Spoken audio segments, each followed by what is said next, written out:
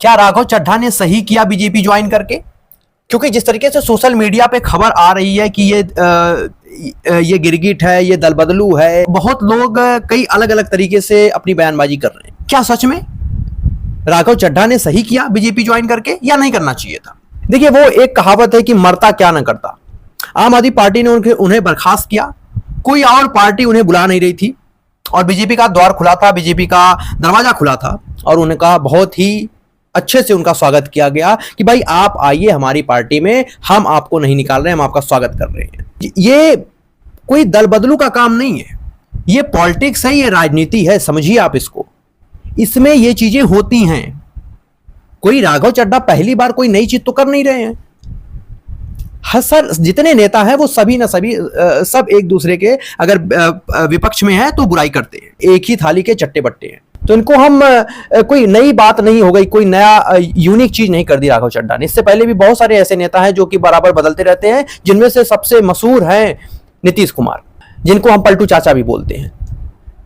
तो इसमें कोई नई बात नहीं हो गई। अब राघव चड्ढा के लिए बहुत ही ज्यादा चुनौतीपूर्ण सवाल यह भी है कि राघव चड्ढा जो जेन्युइन मुद्दा उठाते थे लोगों का, जैसे आपने देखा होगा कि एयरपोर्ट का मुद्दा उठाया, ब्लिंकिट का मुद्दा उठाया, रिचार्ज का मुद्दा उठाया कि भाई आउटगोइंग तो आप बंद करिए, इनकमिंग आप क्यों बंद कर देते हैं, जैसे बहुत जेन्युइन मुद्दा उठाया पब्लिक के बीच में। धीरे धीरे लोगों के बीच में ये पॉपुलर होने लगे, लोग इनको पसंद करने लगे कि भाई एक तो नेता मिला, एक लीडर मिला है जो हमारी आवाज को सुन रहा है, जो मेन जनता की आवाज है उसको सुन रहा है।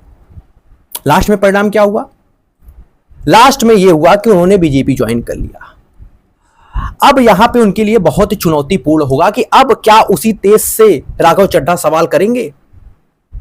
जहां राघव चड्ढा इससे पहले बयान दे चुके हैं कि हम लव जिहाद वगैरह पे नहीं मानते हैं, ये बीजेपी की चाल है, ऐसा कुछ भी नहीं होता, बीजेपी की ये प्रोपोगेंडा है, ये बीजेपी जानबूझ करके फैलाती है, र्यूमर फैलाती है कि लव जिहाद के नाम पे, ताकि हिंदू वोट जो है उनको मिले। लेकिन आज खुद बीजेपी ज्वाइन कर ली है।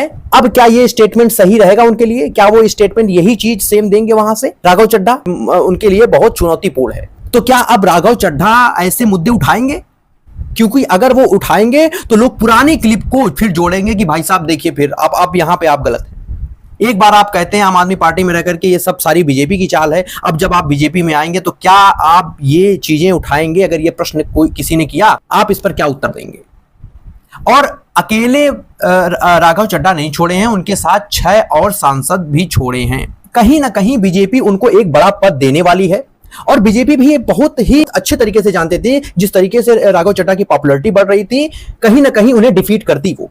इसलिए बीजेपी ने पूरा रास्ता खोला कि भाई साहब आपका स्वागत है,